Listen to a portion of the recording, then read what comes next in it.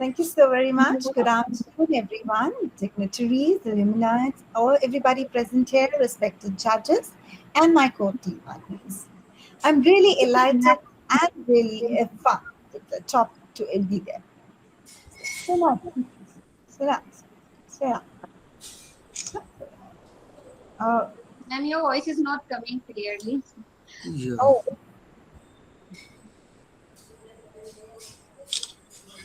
am I audible now? Yeah, yes, Yeah, ma'am. you are audible. All right. Thank you so very much, and Proceed. apologies for the same. Respected dignitaries, jury people, all my team members who are participating, the participants, organizers, wishing you everyone a very good afternoon. Just a second before I stopped to speak, and immediately there was a reaction. Ma'am, your voice is not audible. Did that happen? Yes, it did. You see, that's the power of communication. And that's what I'm here for today. Developing your power of communication, developing your public skills. When I heard the topic, development, I thought, what better to hone the skills and develop our public speaking skills. So today I'm here to stand and speak on the same, the development of public speaking. It was just a little break, I must say, that led to a little confusions, chaos. Oh, the voice is not there. Of course, the communication is between you and I. And if it breaks, it's just like the breaking of the bridge when a person has to travel from one end to the another. Talking about public speaking, few are immune to the fear of public speaking, and many of them have a phobia for it. Snakes, fine. Flying, no problem. Public speaking, yikes. Just thinking about public speaking, routinely described as one of the greatest fears, and I must say the most common fears, can make your palms sweat. But there are many ways to tackle this anxiety and to learn how to deliver this memorable speech. Are we here to actually look at those aspects? In one part of the series that happened with me, I would definitely like to share. I was as old as 8 years or maybe 7 when I was first asked by my teacher who's going to participate, and I was the first one to raise my hands. I don't know, this leadership was inbuilt somewhere, but then I had to think of, I have already raised my hand, so I have to be prepared. Yes, I tied the knot and learnt my script pretty well, thinking I had done my job. As soon as the day approached, the confidence just disappeared like a cloud. It wasn't there. It was a bubble that had gone off. Where was it? I was literally trying to find it out. Oh, where's that bubble? Please, anybody get me that. And the moment my name was announced, I don't know from where all the butterflies from the flowers came into my stomach. I thought my throat was parched. The butterflies were actually roaming in my stomach, and I thought, what next? But now, actually, the arrow had left its place. The point was, is it going to hit the dart right in the middle? No, it actually didn't. Because the first blunder that I made, I went onto the stage and said, good morning, everyone. Respected friends and dear principal. Oh, gosh, how could I do that? Didn't I even know how to address somebody? That day, I thought it was a failure. It was miserable. And you can well imagine what could have happened to my second, third, fourth minute of the speech. I had faltered. I had fallen. And with big tears in eyes, I went back to my classroom after the speech. I thought my friends would ridicule me. They would laugh at me. I would be the laughing stock of my class now. But what is this? As I reached my class, the teacher told everybody to stand up and clap for me. gosh, clapping for me? What did I do? That misery I caused for my teacher and my parents, who had prepared me so well? With one word, one sentence, in fact, she told was, you had the courage to raise your hand and you went on the stage is more than enough for us. This not only made me happy, but it arose all the denied and the dead spirits inside me. And I said, no, there's no stopping now. And what do you think? I didn't falter after that. Come on. I failed miserably. 1, 2, 3, 4, I think 5 times more. But yes, I didn't give up because I knew somewhere it was in me. Where was I faltering was the question that had to be found out. The answer came very quick because I was researching it. As soon as in my class 10th, I was made the captain of the extracurricular activities. What happened in these 5 years is the story that I'm going to tell you today. Public speaking fascinated me a lot. I would look at the news readers, I would look at the journalists, and I thought, yes, that's me. I want to be there. But how can I be? I started, those times Google Baba wasn't there to help me much. But yes, inner calling never stops. It never does. The only mantra that I found out was practice, practice, and practice. But there had to be somebody to mentor me, to tell me what practice I needed. When I started studying more books on public speaking, I realized it was my vocal cords that were the magic behind that. And I realized it was my face that was the mouthpiece of my speech. And then I started to hone these skills at the best. Nervousness is normal. It's okay. Practice and prepare. All people feel some psychological, physiological relations like pounding hearts, trembling hands. Do not associate these feelings with the sense that you will perform poorly or make a fool of yourself. Some nerves are actually good. The adrenaline rush that makes you sweat also makes you alert and ready to give your best performance. The best way to overcome anxiety is to prepare, and still to prepare some more. Take the time to go through what you've prepared several times. Stand in front of the mirror. Once you have become comfortable in your own skin with the material practice a lot, definitely today is the easiest time to do it. Videotape yourself and get a friend or a critic to see your performance. Won't harm you. Go to a positive and a constructive critic who will tell you, here lies your problem, your advisor, your mentor. And by the time when you've practiced so much, you'll start to realize your own flaws because you'll keep on watching it, you'll keep on bettering yourself. The more you advance towards the betterment, you are done because you have started to realize here and it is my improvement zone and I have to. A simple question to everybody present here. When you go to a garment store or to the mall, what is the first instinct that you have that I have to go to the mall? Maybe you've got to buy something obvious. Why will an audience come and sit to listen to you? What are they getting? Of course, you are speaking for them.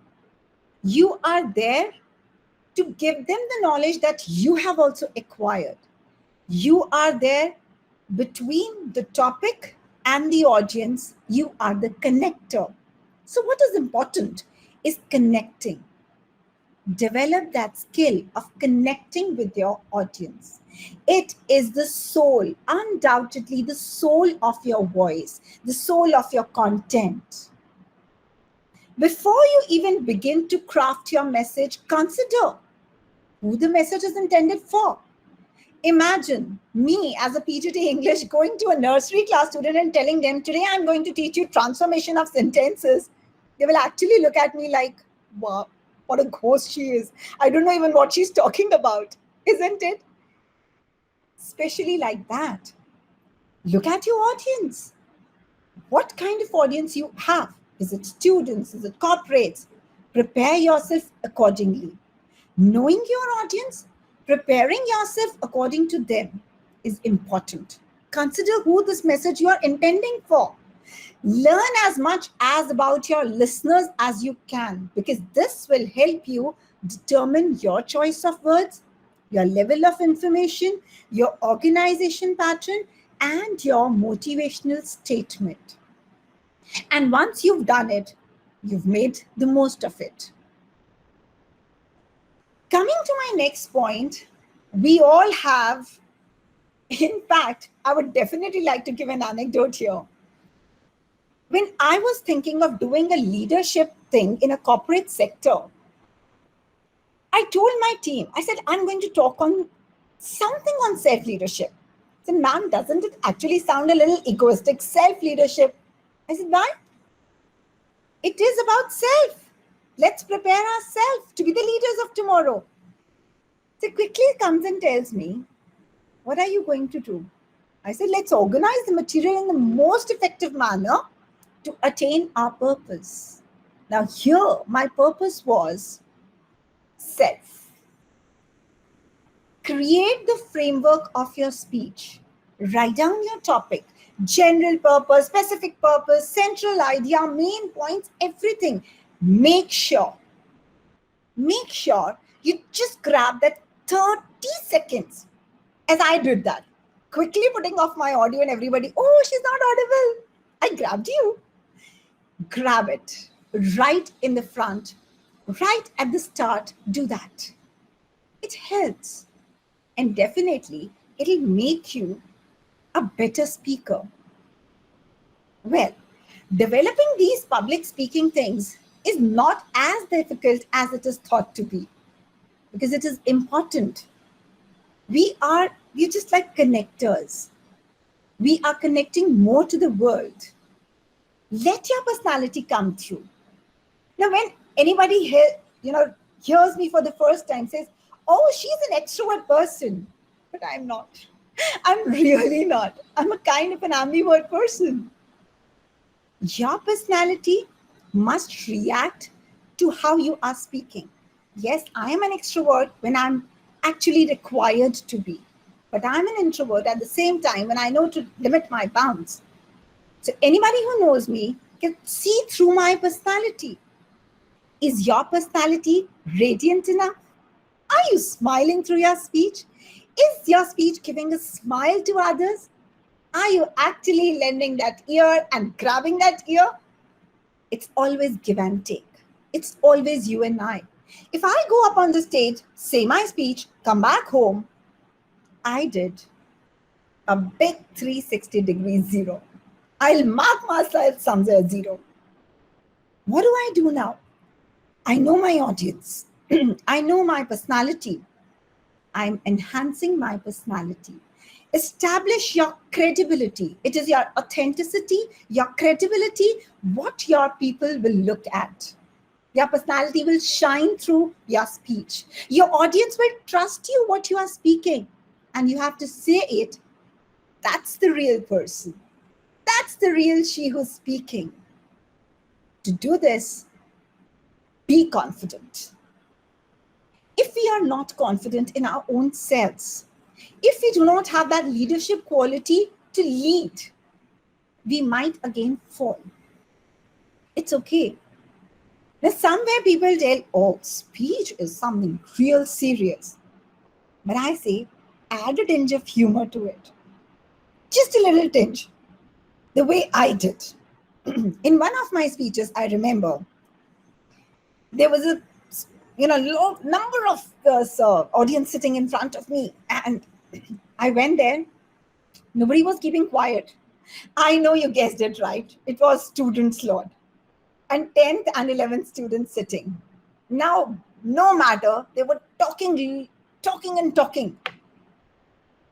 And immediately, I went on the stage and told them, "Oh wow, there's some Miss India standing." They all started looking at me like, and they started with loud bursts of laugh. Said, "Yeah, of course. If you can't see me on the stage, I am Miss India. So I should be patting my back for this. I have some supernatural quality." I did two things.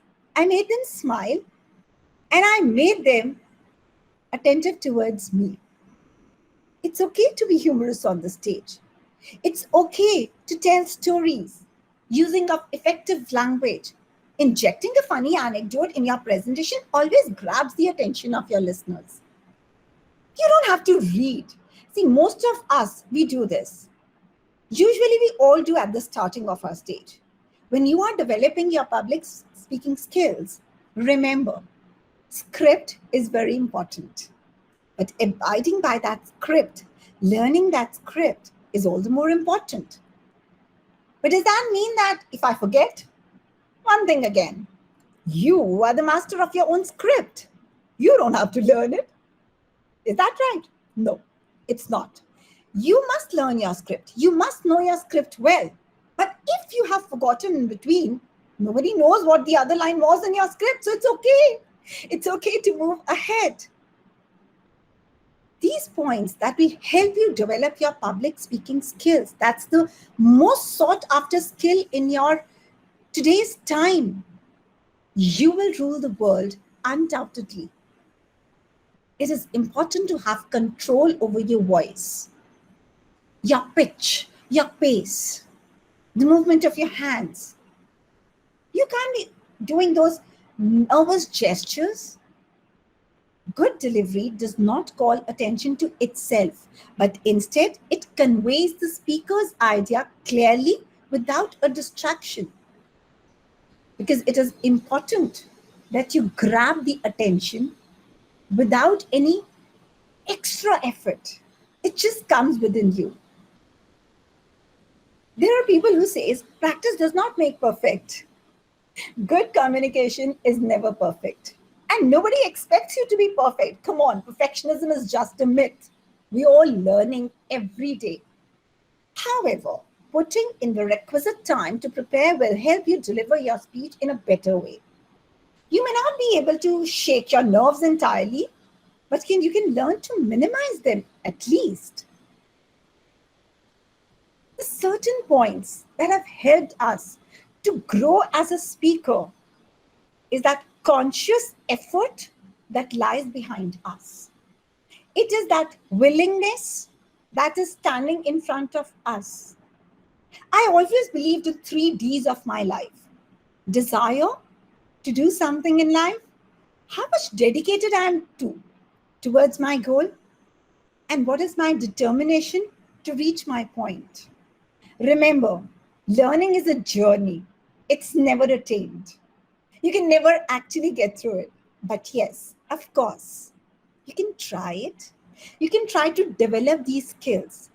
And trust me, it's not at all difficult. Not at all difficult. Because the word impossible itself states, I am possible. You are possible. Just have to trust yourself.